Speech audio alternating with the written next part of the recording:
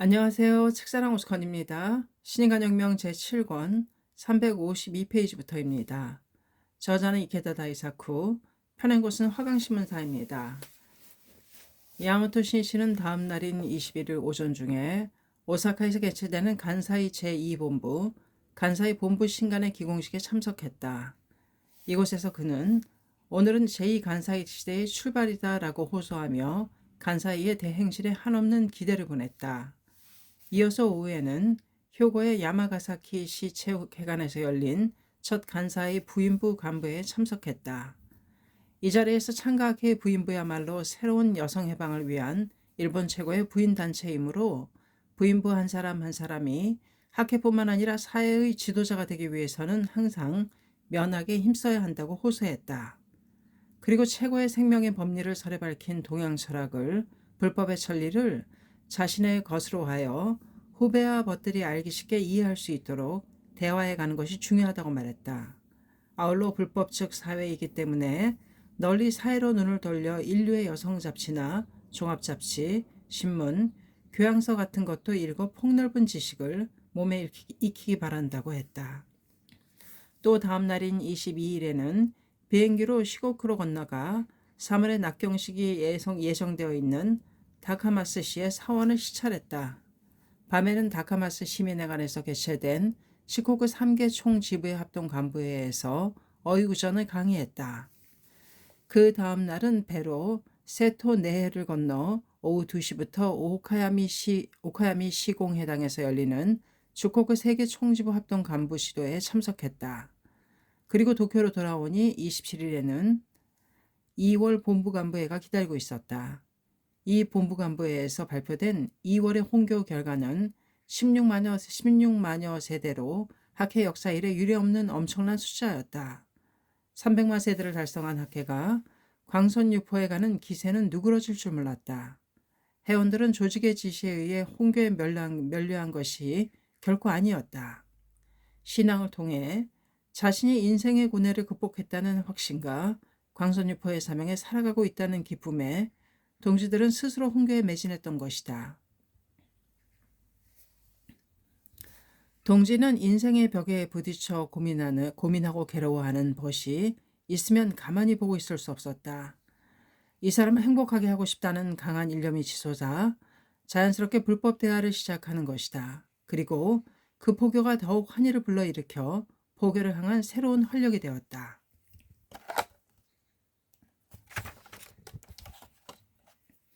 더욱이 동지는 자신들의 그러한 나날의 활동이 착실히 사회를 바꾸고 있다는 사실을 느끼고 있었다.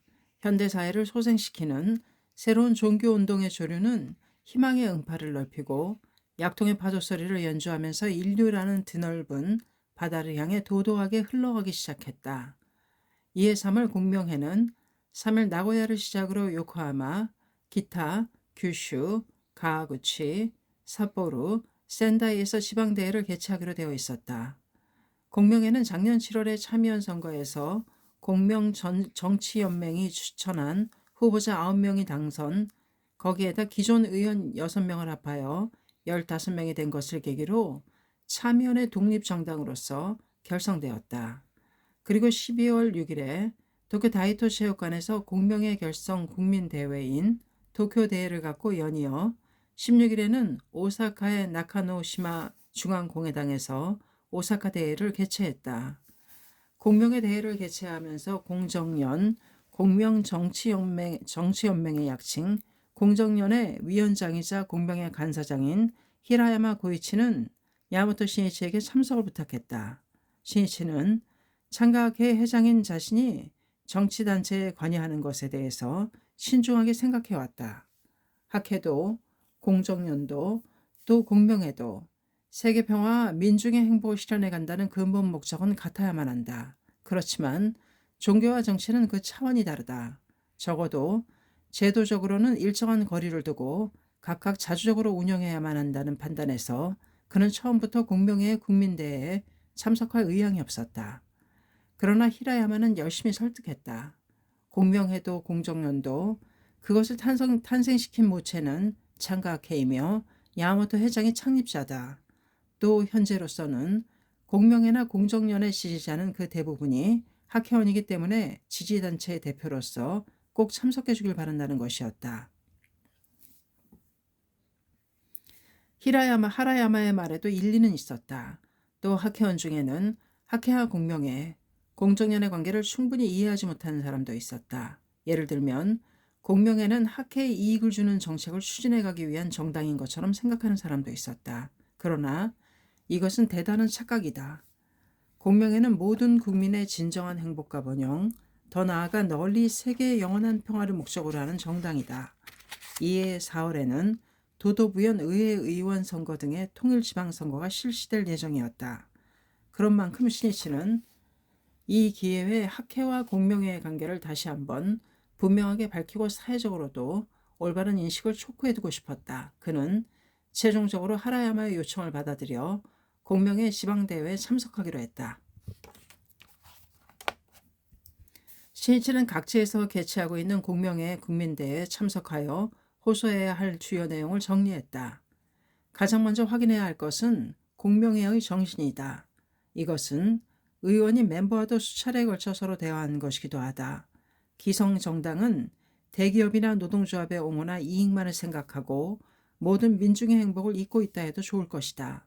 이러한 편협한 기성정당의 악폐를 타파하고 전 국민이, 전 민중이 동등하게 정치의 혜택을 받아 행복해질 수 있는 정치를 실현하는 것이 공명회를 건설한 원점이었다.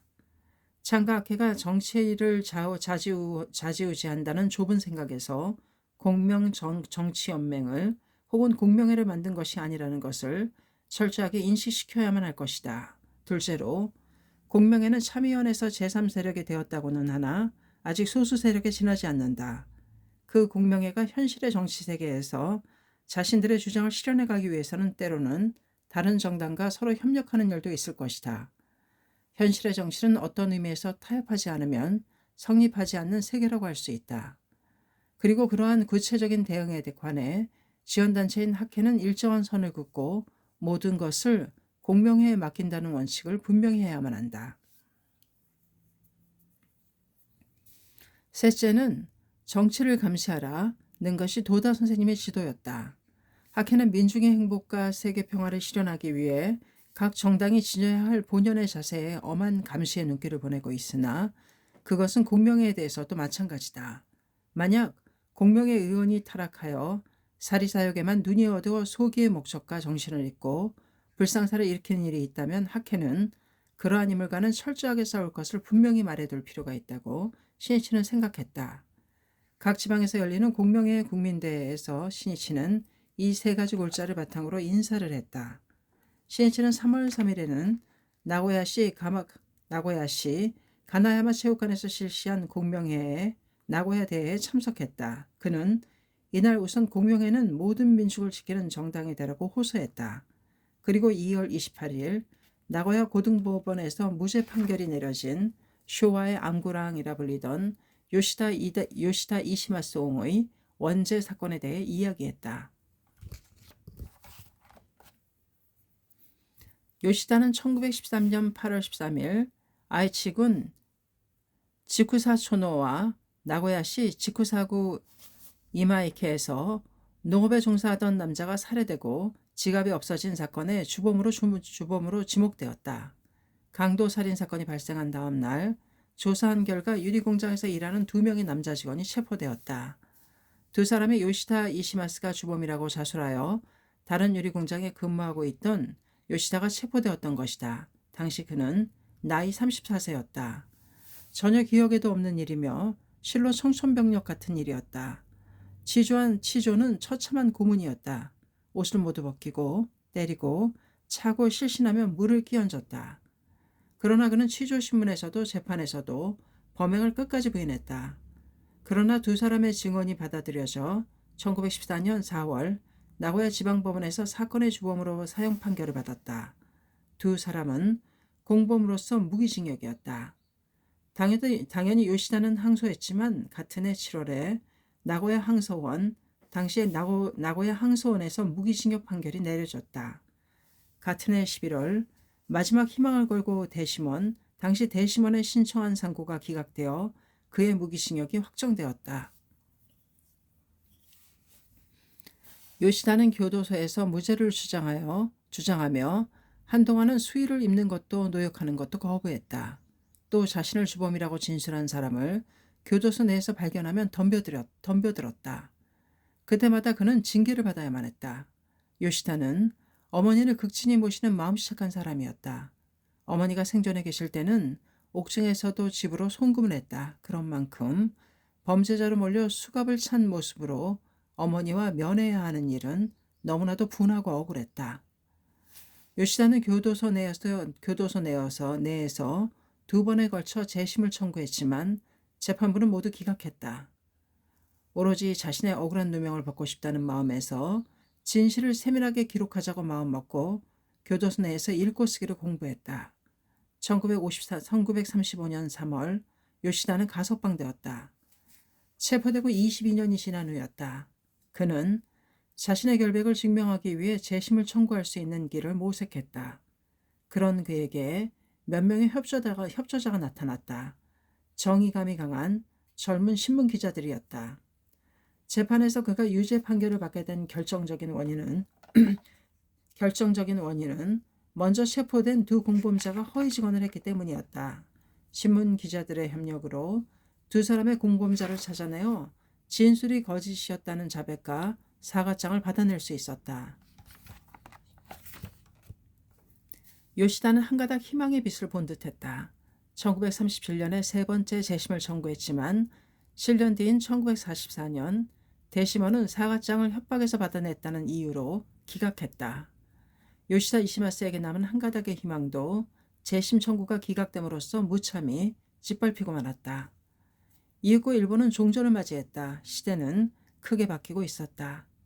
그러나 반드시 무죄를 증명하겠다는 그의 집념은 바뀌지 않았다. 요시다는 출소 후 결혼한 아내의 고향인 도츠기현에서 생활하였는데 만나는 사람들에게마다 자신의 무죄를 호소했다. 그 외침은 1952년 지역 주민 약 600여 명의 서명이라는 결실로 이어졌고 지방 법무국에 조사를 호소하게 되었다.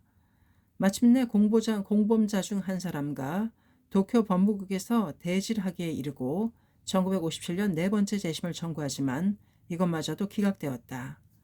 법무상에서 직접 호소하려고 법무성을 찾아갔지만 쫓겨나야만 했다. 하지만 요시다는 내쫓으려는 경비에게 저항하며 로비에 카펫을 붙들고 울부짖었다.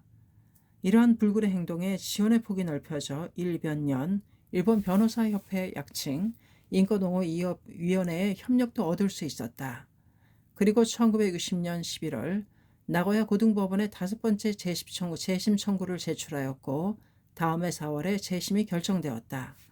그런데 나고야 고등검찰청에 이의를 제기하자 고등법원은 다음해 1962년에는 태도를 완전히 바꾸어 재심하기로 했던 결정을 취소한 것이다. 요시다는 대법원에 특별 항소를 제기했다. 대법원은 요시다의 항소를 받아들여 나고야 고등법원의 결정을 취소하고 마침내 재심이 시작되었다.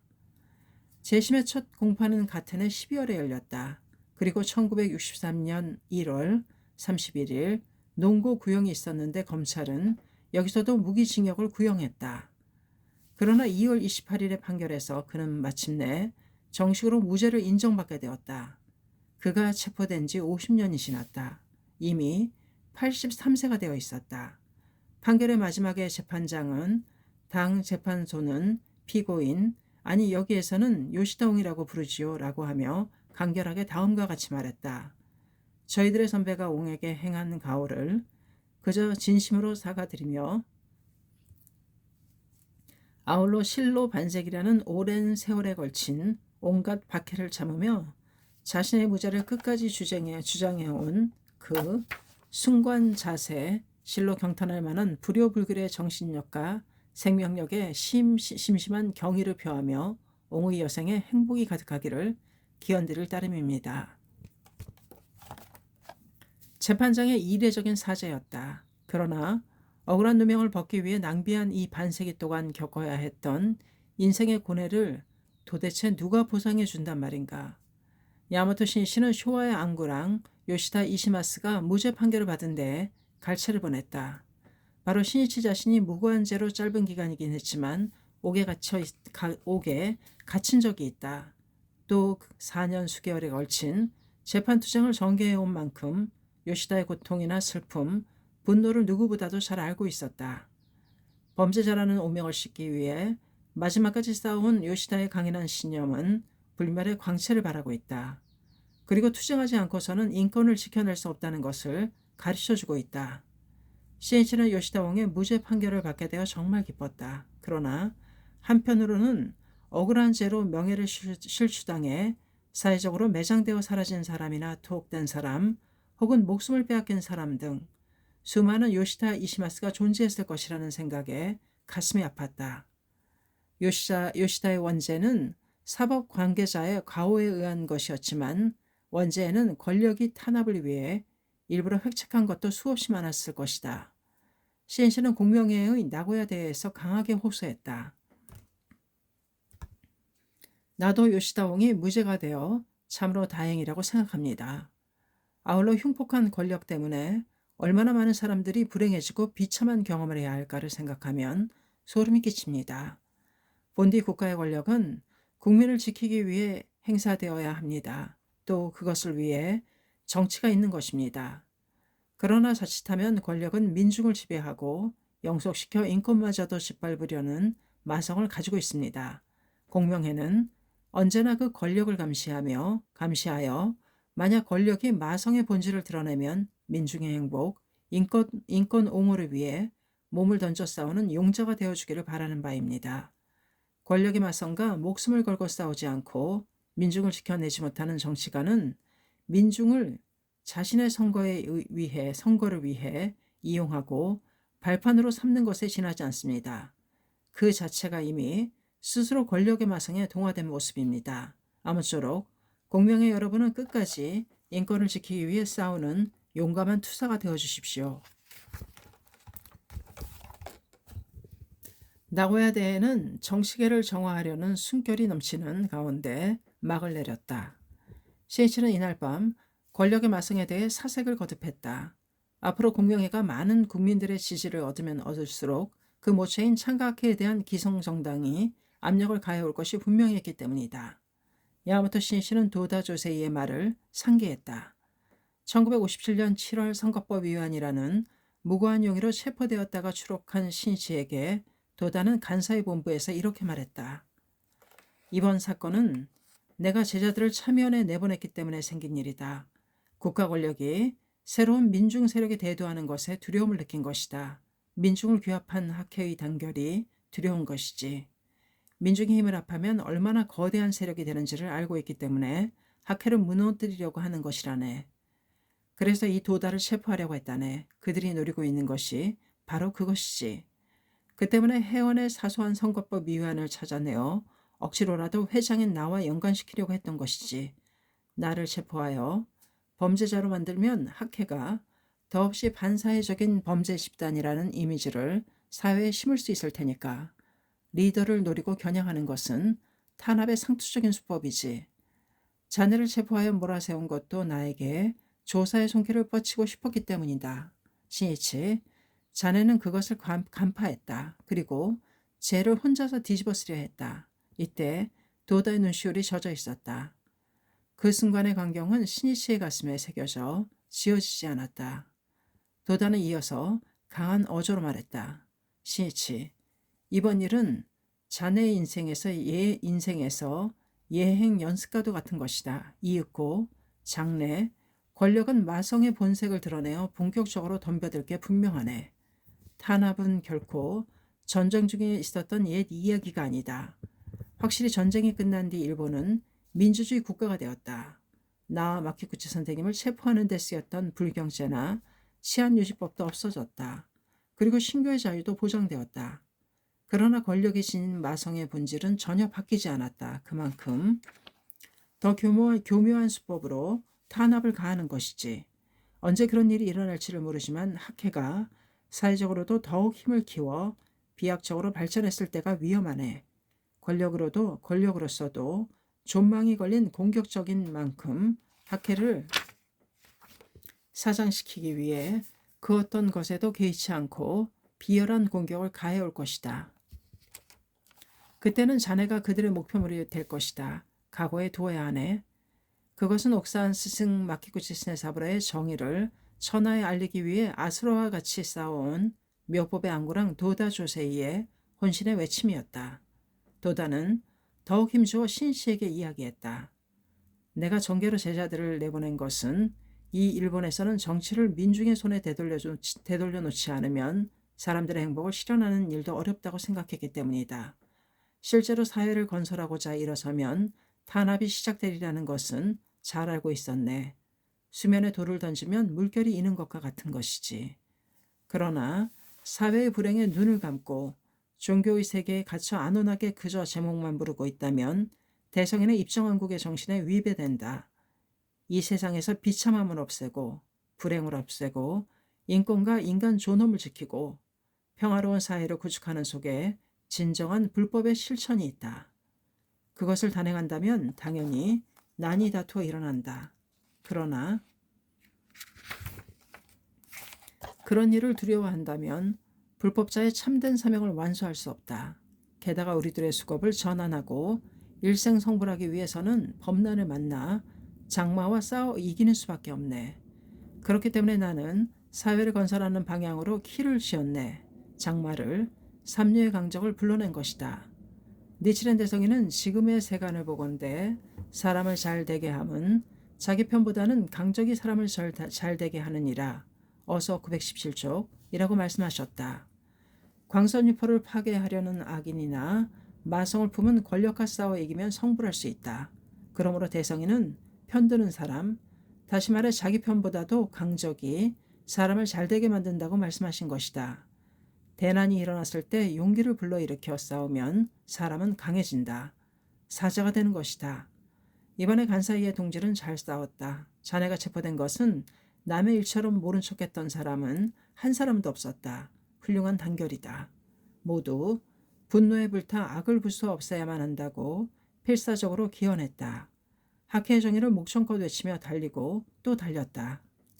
자네를 대신하여 자기가 감옥에 들어가겠다고 말한 사람도 몇 명이나 있었다. 자네가 오늘 석방되지 않았다면 간사이는 아마도 대단히 떠들썩했을 것이네.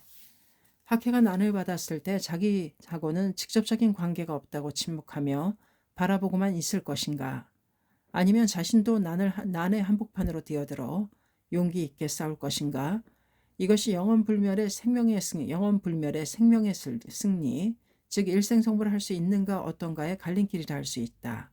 간사이 동지는 신씨와 함께 난에 맞섰다. 그 무엇도 두려워하지 않고 대학과 싸웠다. 이것으로 간사이는 더욱더 강해질 것이네. 복원으로 가득 찬 위대한 경애를 향해 비약했다고 할 수 있다. 도다는 마지막에 신씨의 눈을 가만히 바라보고 말했다. 불법자로서 인류의 평화와 행복을 위해 행동하면 반드시 장마가 다투어 일어난다. 대난이 일어난다. 그러나 신이치 용기를 가지고 나아가게 생에 일부러 계속해서 난을 불러일으켜가는 것이다.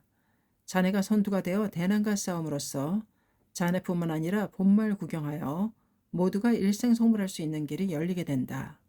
또 난이 일어나면 인간의 진가를 알 수 있게 되고 한 사람 한 사람의 신심의 진위도 분명해진다.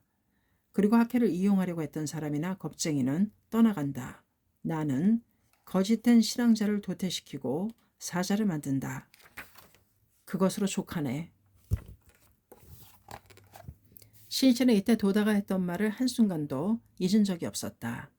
자네에게 대난이 다투어 일어나고 탄압의 폭풍우가 휘몰아치는 날이 언제가 될지는 예측하기 어렵지만 그 조짐을 느끼고 있었다.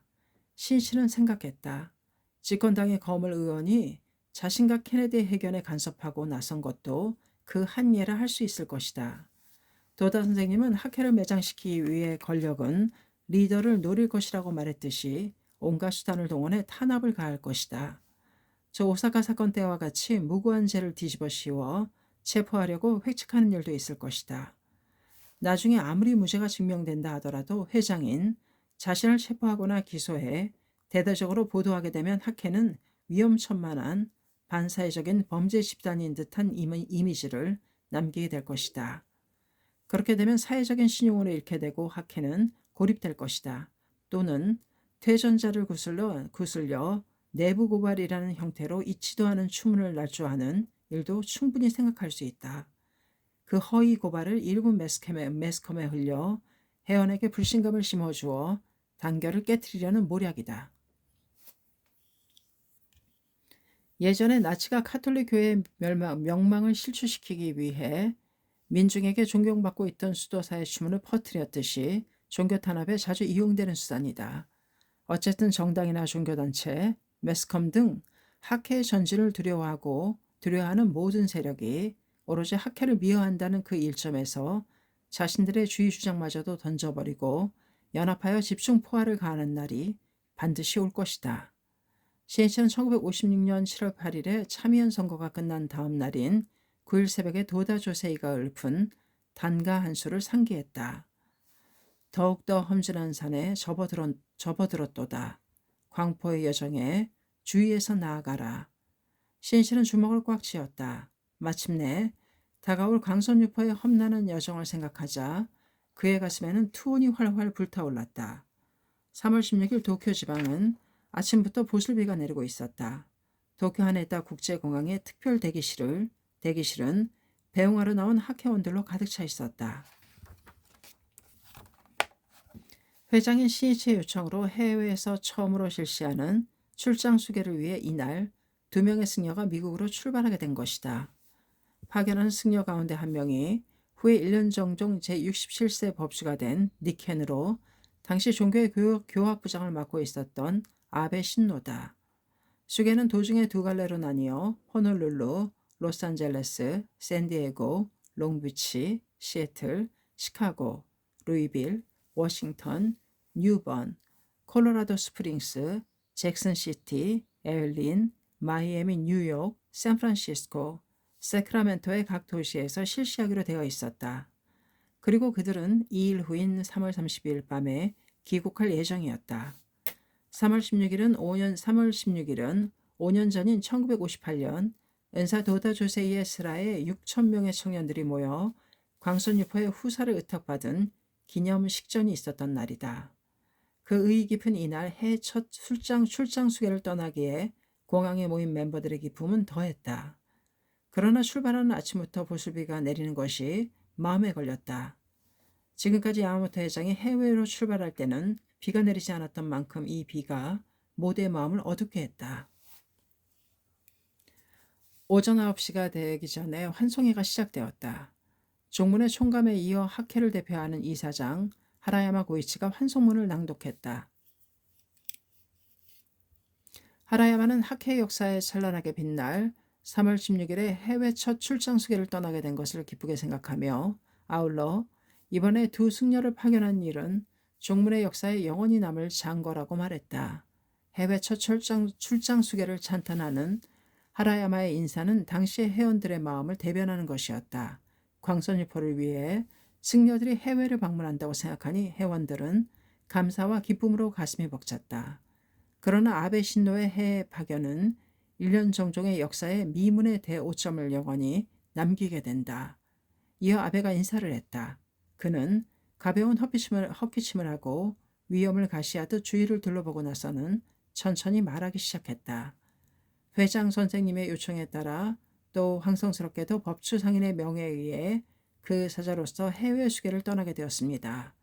세계의 광선유포의 첫 발자취가 될 이 출장 수계의 진정한 의의를 생각하며 또 1년 정종의 승려라는 자각으로 장래 미국 광선유포의 참된 근원이 된다는 마음으로 수계를 하겠습니다. 또 현지 분들과 서로 이야기를 나누고 사명을 완수하고 돌아오겠습니다. 특별 대기실은 큰 박수 소리에 감싸였다. 그곳에 모인 대부분의 회원은 감동의 눈시울을 적셨다. 그러나 그럴듯하게 세계 강포를 말하면서도 아베는 이때 미국에서의 향락을 생각하며 마음속으로는 비웃고 있었을지도 모른다. 이 3월 16일 밤 도쿄 히비야 공회당에서는 야마모토 신이시가 참석한 가운데 청년부의 변론대회가 성대하게 열렸다. 5년 전 이날 도다 조세이는 수척한 몸으로 혼신의 힘을 다해 신시를 비롯한 청년들에게 광선유포 일체의 후사를 부탁하는 광포의 기념식전을 단행했다. 그 도다의 정신은 일본, 아니 더 나아가 전 세계 사람들의 행복과 평화를 건설하는 것이었다. 청년들은 이 스승의 정신을 자신의 마음으로 하여 광포를 위해 끝까지 달려왔다. 변론대회가 열리고 있는 공회당 안은 민중을 끝까지 지키려는 창가의 젊은이들의 정열로 가득했다. 각 변사들은 매스컴의 개혁을 호소한다. 도쿄도의 행정 실태를 고발한다. 등의 주제로 강하게 비판하며 열변을 토했다. 거기에는 무책임하기 짝이 없는 매스컴이나 평론가, 그리고 썩을 대로 썩은 정치가들에 대한 분노가 불타고 있었다. 일본은 고도의 경제 성장기에 접어들어 경제적으로 풍부해지면서 청년층에도 배금주의 풍조가 만연해 있었다. 그리고 살아가는 데에 가장 중요한 기본이 되어야 할 선악이나 정사를 대신하여 물질적인 풍요로움이나 멋들어진 겉모습만이 판단의 척도가 되고 있었다. 그러한 풍조가 악을 온전시키고 정치 권력의 행포나 부패를 초래하는 토양을 만들었던 것이다. 민중을 괴롭히는 악을 절대로 용서하지 마라. 그것이 도다 조세이의 신념이자 가르침이었다. 청년이 악과 싸우지 않는다면 누가 싸울 것인가? 청년이 외치지 않는다면 누가 외칠 것인가? 청년이 앞장서서 행동하지 않는다면 누가 행동할 것인가? 만약 사악이나 부정이 활개치고 사람들이 고통에 시달리는 모습을 눈앞에 보고도 분노조차 느끼지 못하는 청년이 있다면 그것은 이미 청년이 아니다. 혼이 마비되어 부끄럽기 그지없는 정신이 늙고 추한 자다. 반대로 아무리 나이를 먹어도 사악에 대해서는 일보도 물러서지 않고 가면히 맞서 싸우는 사람은 또 그 혼은 영원한 청년이다. 창가의 스크럼이란 이 영원한 청년의 존귀한 혼과 혼의 결합이다. 싸우는 정의로운 사람들의 연대다. 야마토 신이치는 사악을 물리치려는 청년들의 열변에 사회의 어둠을 걷어내는 희망찬 새벽종의 울림을 듣고 있는 듯한 느낌이었다. 인사말을 하기 위해 자리에서 일어선 신이치는 후계 청년들에게 소리 높여 외쳤다. 광선유포는 청년들의 손으로 이루어야만 합니다. 그것을 위해 청년부 제구는 일체의 지도 원리이며 인간의 근본 규범을 설에 밝힌 어설을 철저히 배우고 불법의 천리를 끝까지 규명해 주길 바랍니다. 또 어본전을 끌어안는 듯한 마음으로 열심히 제목을 부르며 위대한 공력을 직접 체험해 주길 바랍니다. 그리고 대성인의 불법이야말로 절대라는 대확신을 가져주기 바랍니다. 확신은 신앙의 심입니다. 신앙의 심이다. 그는 그 소중함을 젊은 혼에 심어주고 싶었던 것이다. 이해에도 어김없이 벚꽃이 피는 계절이 다가오고 있었다. 그러나 야마모토 신이치에게는 여유있게 벚꽃을 감상할 틈조차 없었다. 그저 이동하는 차 안에 스쳐가는 벚꽃을 바라보며 마음을 달래고 벚꽃이 피는 계절에 영산으로 떠나신 은사를 그리워했다. 도다 조세이의 기일인 4월 2일 도쿄 시나가와구의 세이쿄 신문사 별관에서 은사의 6주기 법요가 있었다. 은사가 떠난 지 5년, 학회는 이미 회원이 330만 세대에 달해 있었다. 그것은 오로지 스승의 구상을 실현코자 하는 신이치와 그 뜻을 함께하려는 동지들이 마음을 하나로 하여 쌓아온 사제의 정신이 만들어낸 결정이라고 할 수 있다. 신이치는 자신의 의무로서 매년 이날의 도다에게 승리의 보고를 하자고 정했다. 아무리 어려운 싸움을 해야 하는 상황에 놓이더라도 반드시 어떠한 형태로든 승리의 실증을 가지고 법요식에 달려가는 것이 제자의 길이라고 그는 정했던 것이다. 도다는 말로만 결의하는 인간을 절대로 신용하지 않았다. 가장 엄하게 질타했다. 허풍쟁이, 사기꾼, 야바이꾼이라며 거침없이 말했다. 설령 먹을 것이 없고 지푸라기라도 잡고 싶은 상황에 놓일지라도 앞으로 전진하여 승리하고 맹세를 완수해내야만 비로소 사자라고 도다는 지도했다. 그리고 강선유포라는 막중한 책임을 제자들에게 가르치려 한 스승의 자해이기도 했다. 신이치는 법요의 독경과 창제를 하면서 내년 은사의 7주기에는 더한층 광선유포의 흐름을 넓혀 다시 한번 대전진의 실증을 가지고 은사 앞에 모이겠다고 강하게 결의했다.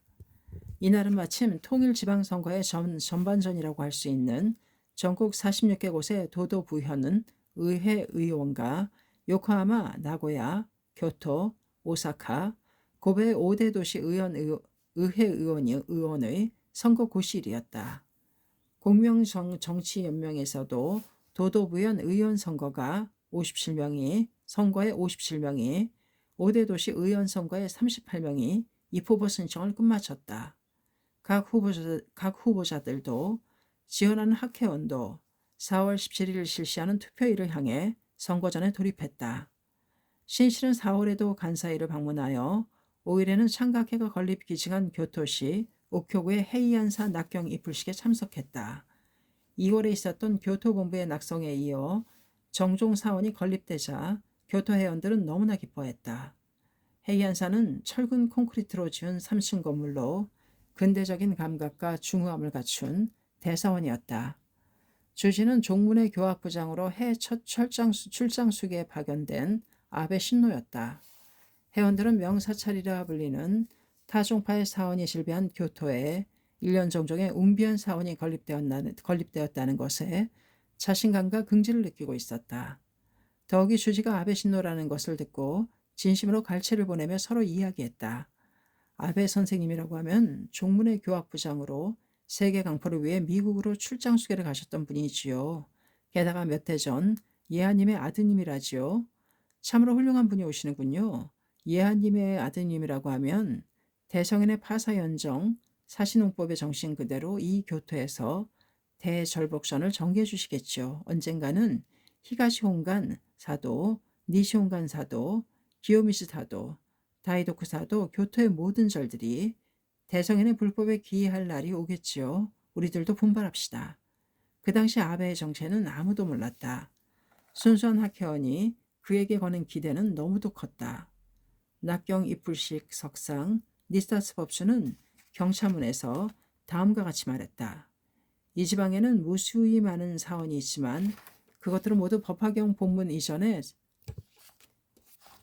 천하고 얕은 그릇된 가르침이며 우리나라 제1의 마가 깃들어 있는 곳이라고도 할 수 있습니다.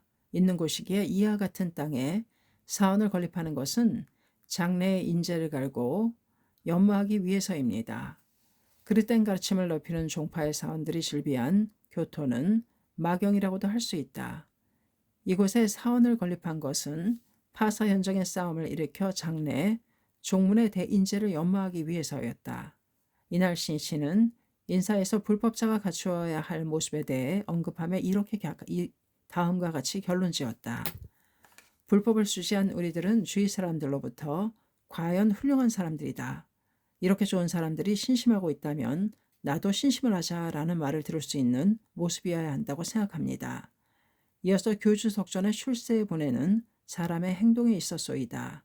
1174쪽이라고 있듯이 불법이란 인간의 삶의 구국을 설한 것이다.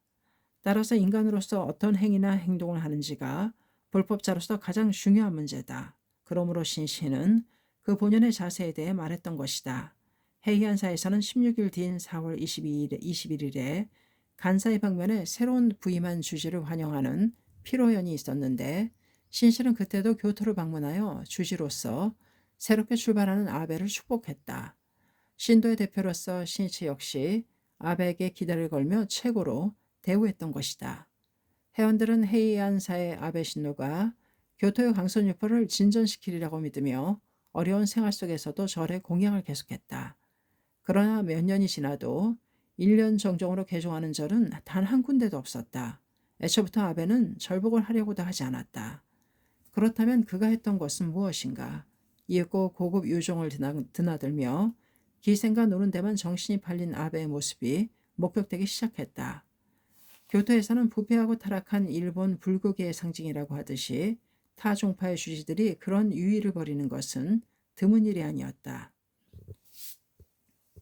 그러나 학회원은 1년 정종의 승려만은 절대로 그렇지 않을 것이라고 확신하며 주변의 사람들에게도 그렇게 단언해왔다. 니시오 상인의 문화로서 소욕지족하는 성승의 전통을 굳게 지키고 있다고 믿고 있었기 때문이다. 학회원 중에는 요정의 종업원도 있고 다양한 직업을 가진 사람들이 있었다. 그 학회원이 아베의 방탕한 현장을 보게 되었던 것이다. 모두 커다란 충격을 받았다. 우리 학회원이 절약하고 절약해서 공양한 정제를 이렇게 물 쓰듯이 쓰다니. 정말 법사의 가죽을 쓴 축생이니라. 어서 1386쪽 어문 그대로의 모습이 아닌가. 너무도 실망한 나머지 망연히 그 자리에 선 채 꼼짝도 못하는 사람이 있는가 하면 몸을 떨면서 분노의 눈물을 참는 사람도 있었다. 그러나 학회원들은 그것을 자신들의 마음속에 묻어두고 비밀로 해야했다. 승소가하여 광선유포의 매진에 나아가고 있으니 이를 시끄럽게 만들어서는 안 된다. 나만 못 본 척하면 된다고 생각했기 때문이다. 그러나 그 후 아베가 해온 일들을 생각하면 단순히 법사의 가죽을 쓴 축생 정도가 아니었다. 마침내 법주의 자리에 앉은 그는 불자의 단체인 창가학회를 파멸시키고 종문이 직접 회원들을 조정하고 지배하려고 학회를 1년 정종해서 파문했다. 또 종문, 홍룡의 대공로자인 야마토 신씨를 신도에서 제명 처분했던 것이다. 그야말로 광선유포를 파괴하는 제육천의 마왕의 모습을 드러내게 된다. 야마토 신이치는 헤이안사의 낙경 입불식 다음 날인 6일에는 니시요도가의 해관의 낙성식에 그리고 다음날 7일에는 와카야마 해관의 낙성식에 참석했다. 이 두 해관이 세워진 오사카시 니시요도가와 구와 와카야마사는 1년 7일, 7개월 전에 간사이 지역을 급습했던 제2 무로토 태풍으로 막대한 피해를 입은 지역이었다. 그때 신이씨는 두 지역의 동지를 위해서 부흥을 위한 새로운 목표로 회관 건설을 약속했던 것이다. 그는 불행에 괴로워하는 사람들에게 희망을 주고 격려하며 원기를 복돋워 주는 것을 자신의 의무로 여겼다. 신이치는 이 간사이 지도에서도 가는 곳마다 동지 속으로 사람 속으로 뛰어들어가 격려를 거듭했다. 거기에 현대 불경의 실천이 보살의 길이 있다.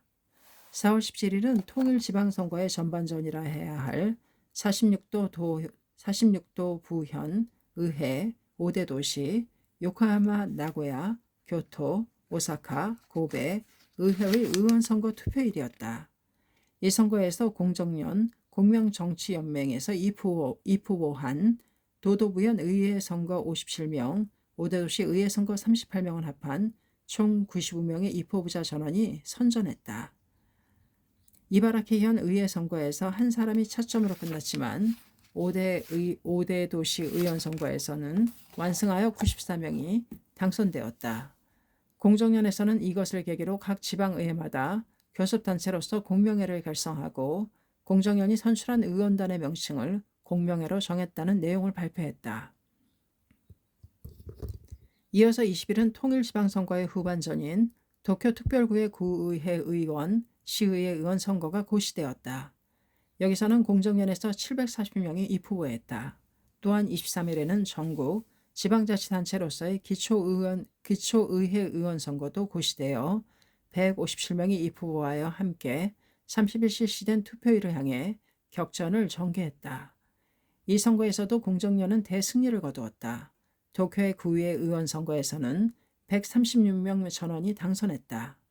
이것은 자민당에 이어 제2당의 위치를 고수해왔던 사회당의 당선자인 124명을 웃도는 결과였다. 또한 전국의 공정련 후보의 당선율은 97.8이라는 높은 비율이었다. 1년의 통일지방선거의 당선자에 그 이전에 개선된 현역 의원을 포함하면 공정련의 지방의원은 1079명이 되었다. 지역에 밀착하여 사람들의 생활과 직결된 지방정치에는 정치의 원점이 있다. 한 지역에서 추진하는 정책이 모델이 되어 국가정책의 새로운 길을 여는 경우도 있다. 그러나 현실의 명예와 이권을 손에 쥐기 위해 의원이 된 지역의 유지들에 의해 의회가 좌지우지되어 민중부재의 지방선거가 행해지는 곳이 적지 않았다. 그것이 얼마나 사람들에게 정치에 대한 실망과 불신을 깊게 해왔던가. 그런 만큼 야마토 신시는 지금 1000명이 넘는 공정련의 지방의원이 탄생한 것을 정말 기쁘게 생각했다. 이 지역 주민들의 행복을 바라며 헌신하려는 이 정도의 의원이 있으면 지방 정치의 새로운 여명을 가져올 것이 틀림없기 때문이다. 신이치는 이 멤버들이 민중 속으로 들어가 민중의 소리에 귀를 기울이며 민중과 함께 고뇌하고 지혜를 짜내어 민중의 수호자로서 권투하며 크게 활약해 줄 것을 기대했다. 이해 4월 타이완에서 시련의 폭풍우가 불어닥쳤다. 타이베이의 지부장인 주첸 씨는 4월 3일 아침 경비 총사령부에 출두하라는 명령을 받았다. 출두하는 그에게 걱정스러운 얼굴로 아내가 말했다. 괜찮을까요? 돌아올 수 있겠지요? 아내의 부친은 전쟁 중 일본군에게 사상범으로 체포되어 3년간이나 투옥되었다. 그 일을 떠올리며 그녀는 불안해서 견딜 수 없었을 것이다. 걱정하지 말아요. 학회도 나도 나쁜 짓을 하지 않았으니까 오히려 학회의 진실한 모습을 이해시킬 수 있는 좋은 기회잖소.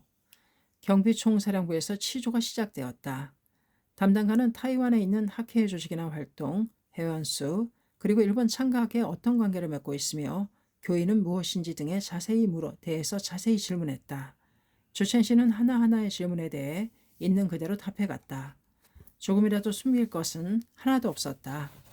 밤늦게까지 취조는 계속되었고 그날은 경비총사령부에서 묵게 되었다. 다음날 취조가 끝나고 담당관은 말했다. 참가학회는 역시 위법단체이니 해산하도록 하시오. 중화민국의 헌법에는 신교의 자유도 집회 결사의 자유도 인정하고 있었지만 계엄령 상황인 타이완에서는 비상시기 인민단체 조직법에 의해 조직적인 활동을 하기 위해서는 인민단체로 신청하고 허가를 받아야만 했다. 타이완의 참가학회도 등록을 신청했지만 허가가 나오지 않았다. 이미 타이완에는 불교의 조직이 만들어져 있으므로 새롭게 불교의 단체를 허가할 수 없다는 것이다. 이 법률에서는 같은 성질의 인민단체는 하나로 제압할 것을 규정하고 있었기 때문이다. 허가받지 못하면 참가학회는 위법단체가 된다. 그러나 주첸 씨는 신청하는 과정에서 석연치 않은 점을 느꼈다. 그것은 학회와 타이완의 불교에는 교의가 완전히 다르고 결코 동일한 성질이 아니라는 것을 아무리 호소해도 전혀 받아들여지지 않았기 때문이다. 또한 반일 감정이 심했던 시대였던 만큼 실은 학회가 일본 종교라는 이유로 허가해주지 않았는지도 모른다. 또 일본에서 학회는 위험한 사상단체라는 정보를 의도적으로 흘렸을 가능성도 있다. 여하튼 주첸 씨의 노력은 결실을 거두지 못하였고 인민단체 허가는 나오지 않았다. 주첸 씨이 경비총사령부에 불려간 날로부터 6일 뒤인 4월 9일의 일이었다. 그의 집에 경찰이 와서 비상시기 인민단체 조직법에 의거하여 장각의 타이페이 지부를 해산하라는 내용을 전달했다. 주첸 씨는 동남아 지부 총지부장인 모리카 가지마사에게 전화로 사태의 경위를 알렸다. 모리카는 신속하게 그 사실을 야마모토 회장에게 보고했다. 뭐라고? 해산당하게 되었단 말인가? 기어이. 신실은 더 이상 말을 잇지 못했다. 그러나 잠시 지나자 강한 결의가 담긴 어조로 말하기 시작했다. 이것을 불법의 눈으로 보면 타이완 멤버들의 신심이 진짜가 되었다는 증거라고 할 수 있다. 어세에는 행해의 기일을 힘쓰면 삼장사마가 분연히 다투어 일어난다. 어서 916쪽이라고 설하고 있지 않은가. 난이 있기 때문에 바로 정법인 것이다. 난을 받기 때문에 일생 형벌할 수 있는 것이다. 법률에 따라 조직이 해산된다 해도 절대로 신심까지 잊어버려서는 안 된다. 타이완에서도 신교의 자유는 인정하고 있으므로 얼마든지 신심은 계속할 수 있다. 대성이는 왕지에 출생했으므로 몸은 따르고 있는 듯하지만 마음까지도 따를 수가 없는 것이니라. 어서 287쪽이라고 말씀하시고 있다. 왕이 지배하는 나라에 태어났으므로 몸은 따르고 있지만 마음까지 따르는 것은 아니라는 정신의 자유를 말씀하신 대선언이다. 타이완의 동지도 이런 기세로 나아가는 것이다. 아무리 힘을 가지고 있다 해도 본래 인간의 신앙을 빼앗을 수는 없다. 자기 마음을 지배하는 것은 자기 자신이기 때문이다. 따라서 퇴전하는 사람은 외부의 압력에 의해 퇴전했다라기보다 그 외부의 압력을 두려워해서 겁쟁이가 되어 스스로 신심을 버리고 마는 것이라고 할 수 있다. 그런데 지금 지부장인 주 씨의 나이가 어떻게 됩니까? 정확히는 모르겠습니다만 얼마 있으면 40세가 될 겁니다. 그런가 승부는 70대, 80대입니다. 이런 상황이 몇십 년이나 계속될 리는 없다. 머지않아 타이완도 자유롭게 활동할 수 있는 때가 반드시 온다. 아침에 오지 않는 밤은 없다. 봄이 오지 않는 겨울은 없다. 새벽이 밝아올 때 봄이 왔을 때 단번에 광선유파의 커다란 꽃을 피우기 위해 초목이 대지 깊숙이 뿌리를 뻗는 것처럼 지금은 힘을 비축해 두는 것이다. 한 발자국도 물러서지 않겠다는 결의로 꾹 참으면서 착실히 미래의 광포를 위해 토대를 만들어가는 것이다. 이 시련을 타개하여 승리한다면 타이완 창가학회는 크게 발전할 것이네. 21세기는 반드시 황금의 시대가 된다. 야마토 시니치의 이야기를 모리카 가즈마사는 전화로 주첸신에게 전했다.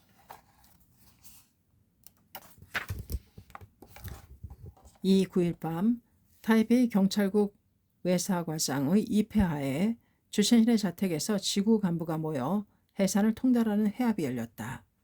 회합 장소에는 타이완 각 보도지의 기자들도 몰려왔다. 주첸신은 회합에 모인 멤버들을 보자 가슴이 미어지는 듯했다. 이젠 이렇게 동지들이 한 곳에 모일 수도 없게 되었다. 분하기도 하고 당국을 설득하지 못한 자신이 한심스럽다는 생각도 들었다. 또 모두에게 뭐라 말할 수 없이 죄송스러운 마음이 들었다. 주첸신의 가슴에는 격정이 성난 파도처럼 넘실거렸다. 그러나 쏟아지는 눈물을 억누르고 평정을 지키려고 애쓰며 조용한 어조로 말하기 시작했다. 오늘 4월 9일 창가학회 타이베이 지부는 인문단체로 허가를 받지 못해서 정부로부터 해산을 명령받았습니다. 이에 해산을 선언하고자 합니다.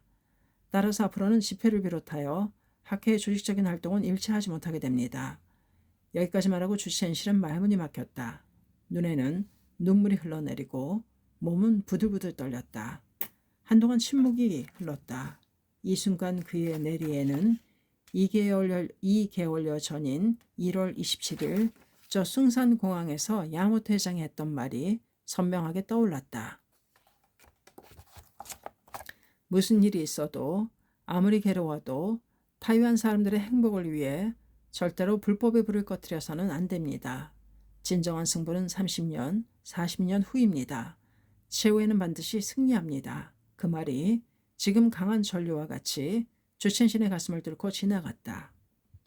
그는 입술을 깨물고 주먹으로 눈물을 훔치며 힘주어 말했다. 지부는 해산하지만 중화민국의 헌법으로 신교의 자유는 보장하고 있습니다. 누구에게도 꺼릴 것 없이 신심을 하는 것은 가능합니다. 우리들이 행복하게 되는 길은 결코 닫히지 않았습니다. 사람들에게 신심이 있는 한 겨울은 반드시 봄이 됩니다. 경찰이 입회한 가운데 해산을 알리는 회합은 여기까지 이야기하는 것이 고작이었다. 다음 날 10일자 타이완의 각 신문은 창가학회 타이베이 지부가 해산한 내용과 함께 해합 사진이 일제히 보도했다. 지면에는 불법 조직, 일령교, 어제 해산 선고 등의 타이틀이 쓰여 있었다. 신문을 보고 비로소 해산을 알게 된 멤버의 충격은 컸다. 4월 11일부터 14일까지는 각 지구에서 해합을 가져 해산을 철저히 알렸는데 모두에게 이때만큼 괴롭고 분한 해합은 없었다. 타이완에서 학회가 해산되자 타이베이 지부의 중심 간부들은 경비총사령부로 불려가 앞으로 일체 신앙활동은 하지 않겠다는 내용의 각서를 썼다. 그러나 이것으로 폭풍과 사라진 것은 아니었다. 그것은 오히려 시작이었다. 이후 경찰은 한 사람 한 사람에게 감시의 눈길을 번득이며 단속을 강화했다. 갑자기 집에 들어닥친 경찰에게 어번전을 빼앗긴 사람도 있었다. 어서를 비롯하여 학회 주파문이나 배치 등도 모두 몰수당했다. 신심을 하면 감옥에 집어넣겠다고 협박하는 사람도 있었다. 또 신심하고 있다는 사실을 회사에서 알게 되면 승진도 안 되고 좌천을 당하거나 심지어는 해고를 당하는 경우도 있었다. 개인의 신앙의 자유는 인정할 수 있었지만 해산된 후로는 사실상 그 자유조차도 빼앗긴 것이나 다름없었다. 이 시련은 한 사람 한 사람의 신앙이 진짜인지 가짜인지를 명확하게 했다. 명리명문의 마음을 품고 신심을 했던 사람은 박해가 두려워 차례차례 퇴전해 갔다. 그러나 타이베이 지부장인 주첸신을 필두로 하는 진정한 동지는 고난을 영예로 삼으며 사자가 되어 일어섰다. 주첸 씨는 큰 시멘트 회사에서 과장으로 근무하며 미래를 촉망받는 인물이었지만 그가 경찰의 감시를 받게 되자 회사 간부는 신심을 그만두라고 강요했다. 그러나 그 정도의 일로 주첸 씨의 결의가 흔들리지는 않았다. 그러자 그는 승진하는 길도 막혔을 뿐 아니라 회사에서의 직책도 박탈당했다. 한직으로 쫓겨난 주첸 씨는 귀가 시간도 빨라지고 휴가도 제때 챙길 수가 있었다. 그는 빈 시간을 이용하여 어서를 중국어로 번역하기 시작했다. 게다가 정확을 기하기 위해 중국어 문어체로 번역했다. 그는 이 일을 자신의 사명이라고 정하고 묵묵히 번역 작업에 몰두했다. 이 작업은 타이베이 지부가 해산된 지 34년 만인 1997년에 어서 전편의 번역이 완료되어 중국어판 어서가 완성되었던 것이다. 또한 문화예술과 종교가 밀접한 불가분의 관계가 있다면 문화활동을 통해 불법의 인간주의 정신을 다음 세대에 전해가는 것도 가능하다고 생각하여 청소년을 위한 하모니카 연주단을 결성했다. 어떠한 상황에서도 신심은 할 수 있다. 광선유포에 살 수 있다. 이것이 주첸신의 신념이며 결의이기도 했다. 주첸신은 시간을 내어 개인적으로 동지를 격려했다. 모두가 공덕을 받아 불법에 대한 부동의 확신을 갖게 하고 싶었던 것이다. 그러한 그의 격려를 받은 사람들은 열심히 창제에 힘써 많은 공덕의 체험을 받았다. 그리고 그 기쁨을 다른 사람들에게 말하지 않고서는 견딜 수가 없었다. 그것을 들은 사람들 가운데 자발적으로 제목을 부르는 사람도 나오기 시작했다. 이 겨울과 같은 시대에도 정법은 자연스럽게 사회에 깊이 뿌리내리고 있었던 것이다. 마침내 타이완은 민주화의 길을 걷기 시작하여 종교에 대해서도 관용적인 태도를 취하게 되었다. 1987년에는 계엄령도 해제되어 1990년에는 타이완의 조직으로서 불학회가 정식으로 단체에 등록을 하게 되었다. 타이베이 지부가 해산된 지 실로 27년이라는 세월이 흘렀다. 게다가 불학회는 그 후 문화재 등의 여러 활동을 통해 사회에 공헌하는 업적을 높이 평가받아 내무부로부터 우수 사회단체로서 몇 번이나 표창을 받게 된다.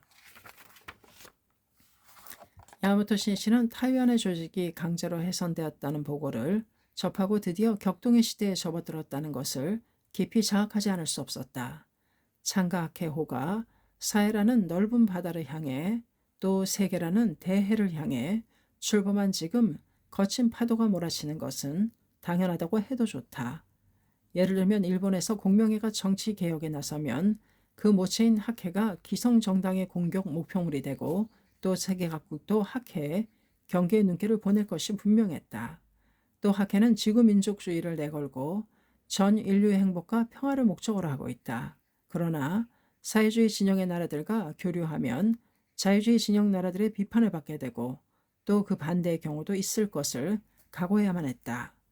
그런 속에서 이데올로기, 국가, 민족을 초월하여 인간의 마음과 마음을 맺어 한국평화의 실현이라는 세계 광선유포를 목표로 전진하는 것은 실로 인류사적인 실험이라 해도 좋았다. 그러나 아무리 파도가 거세고 폭풍우가 거칠지라도 인간 승리의 깃발을 내걸기 위해 신시는 신세계의 대륙을 향해 필사적으로 키를 조정할 수밖에 없었다. 35세 청년 회장의 조타, 배의 키를 조종함, 조타의 강선유포의 모든 것이 달려 있었던 것이다. 눈앞에는 회장 취임 3주년째가 되는 5월 3일이 다가오고 있었다. 제 7권 끝입니다. 감사합니다. 책사랑 오죽헌이었습니다.